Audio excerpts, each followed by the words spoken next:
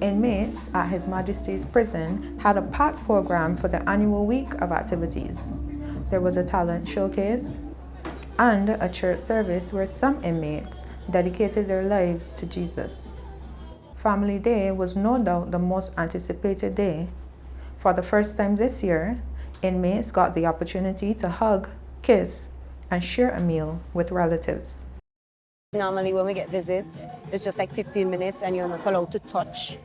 But today was different. You could touch and you could actually socialize more, and it's more time. So for me, that was different and better. But I've been here for a while now, so emotionally it didn't really affect me like that. It just made me a little happier, but not as sad as most people, because you would find people crying and stuff like that. But it wasn't like that for me today. I couldn't sleep last night. Yeah, it's been like 5 years and some I haven't seen my kids, 2 boys. I haven't seen my family, mother. And then my niece, she was born when I was in here, so I was good seeing her today. Yeah. To be honest, I had to hold back tears. Yeah. As I didn't want to break down in front of them because they might probably in turn break down as well too. So yeah, I had to be strong. But it was elated, you know. And I can't find the words to say how I felt, you know. Yeah. Seeing your family, it helps, you know. It gives you courage, you know that you have people out there still love you and looking to help you, you know. Yeah, it's encouraging. Yeah. Helps you cope with being in prison. Yeah. Not seeing your family for a long time, you know. Get a couple of visits now and then, but it's not like family day. You can't hug when you get a normal visit, it's like being a wall, you know. That's like a gate.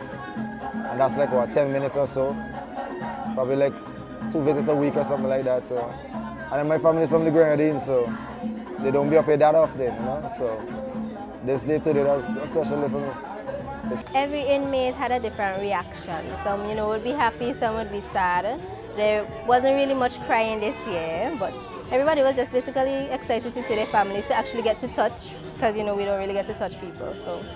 But a new policy saw a number of inmates excluded from the Family Day event, a measure which prison administration hopes will lead to improved behavior in the future. In years past, it was open to everybody, whether you have infractions or not. But this year, he made some adjustments to it. If they have any serious infractions, they were excluded from this year's activity. Right? Like disrespect to officers, cell phones, serious fights. Those inmates were excluded. You see, the family, there's something that they look forward to every year. Right? So if they know that if they misbehave, they would not get it, well, then it would encourage them to be better. Senior Prison Officer Clark scolded family members for encouraging inmates to break the rules. I know there are some families who encourage the inmates here to do things that are not in line with the prison regulations. For example, they would throw a cell phone for them to send credit. That I would really like them not to do that, to desist from doing that, because it doesn't really help their loved one back here. Family support, the inmates told Searchlight, was crucial to getting through their prison sentences. I've seen it from both sides, because having the support of your family is really important in prison, because some people, they categorize you and they see you as nothing, but it's really nice to have the support behind you, to have somebody that you can talk to have somebody to know that they're not giving up on you, that you have a second chance with at least somebody. But then it have the people that they won't have that kind of support, so it's kind of difficult. But as inmates in one cell and everything, we try our best to always comfort each other. I would tell them to help us to be as strong as possible, because not everybody would know what it's like to be behind bars. And it's really difficult day to day, especially when you can't get up and do as you feel like. And it has periods where you would realize that, yeah, boy, I can't move from here, I can't move from one space to the next, and it would really hit you hard. So I would just encourage the family members to look out for us.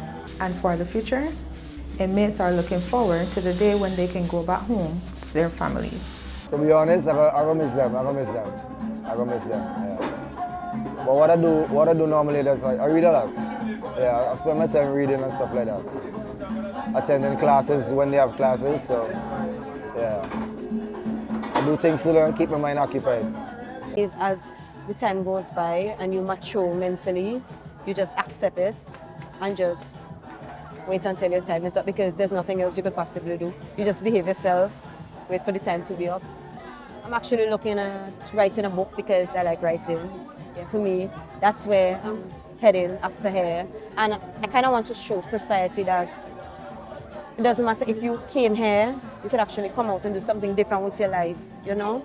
And some people would say you're not rehabilitated here, but I believe if you put your mind to it, you could actually rehabilitate yourself. Reporting from His Majesty's Prison, Christina Smith for Searchlight.